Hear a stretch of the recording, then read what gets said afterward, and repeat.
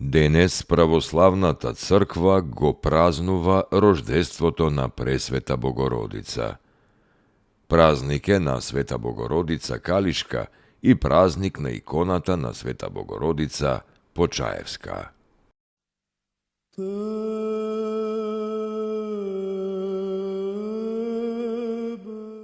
Рождество на Пресвета Богородица.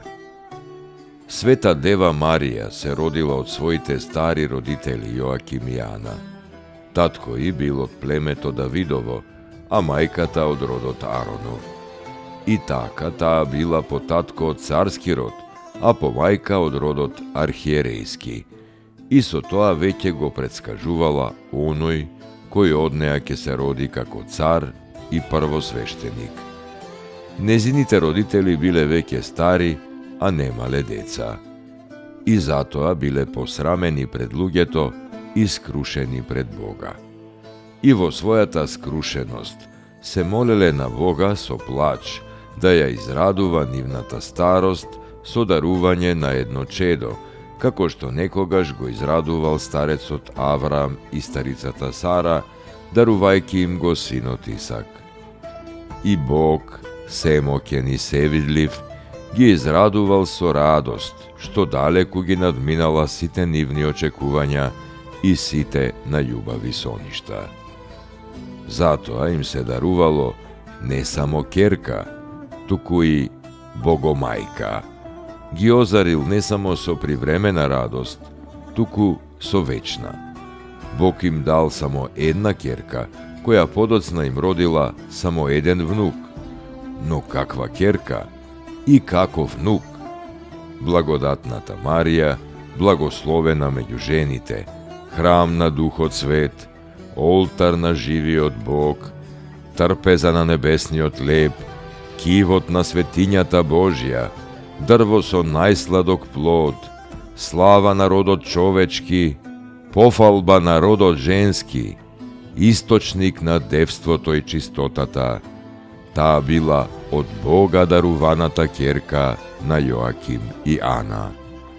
Родена во Назарет, а после 3 години одведена во храмот Ерусалимски, откаде повторно се вратила во Назарет, за наскоро да ја чуе благовеста на свети Архангел Гавриил за раѓањето на Синот Божи, Спасителот на светот, од незиното пречисто и девственичко тело.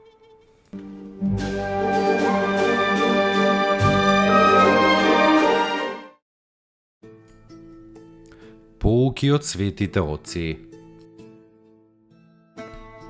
Се што е телесно е миливо.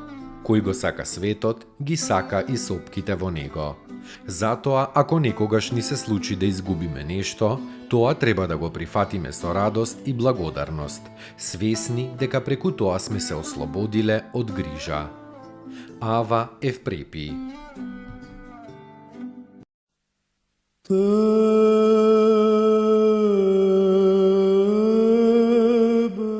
Празник на Света Богородица Калишка. Во манастирот на Света Богородица, близу до селото Калишта, западно од Струга, Светата Богомајка ја покажувала својата сила и милост низ многобројните чуда.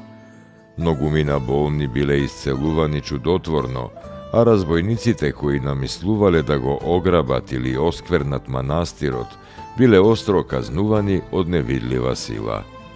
Во храмот се наоѓа чудотворна икона на Света Богородица, а во близината на храмот има 2 целебни води, на Свети Петар и на Свети Ананија.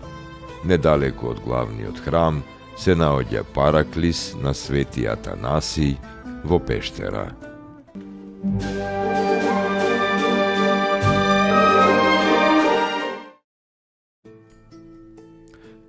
Поуки од светите оци.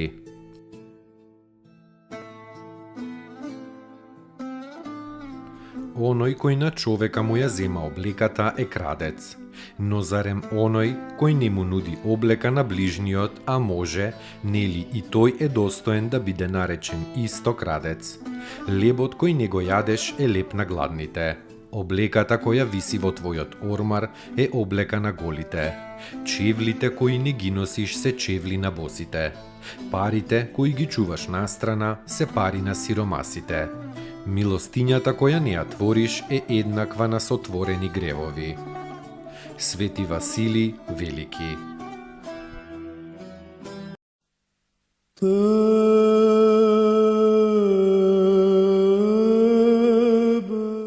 Празник на иконата на Света Богородица Почаевска.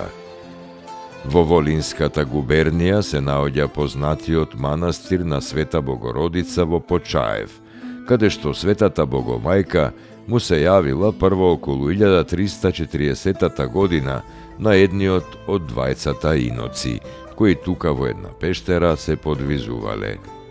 Од тогаш, тоа место постанало непресушен извор на многубројни чуда.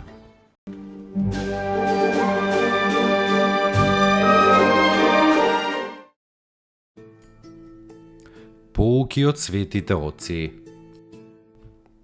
Постојат 3 демонски замки кои ги крадат радоста и мирот, жалењето за минатото, стравот од иднината и неблагодарноста за сегашноста. Свети Антони Велики.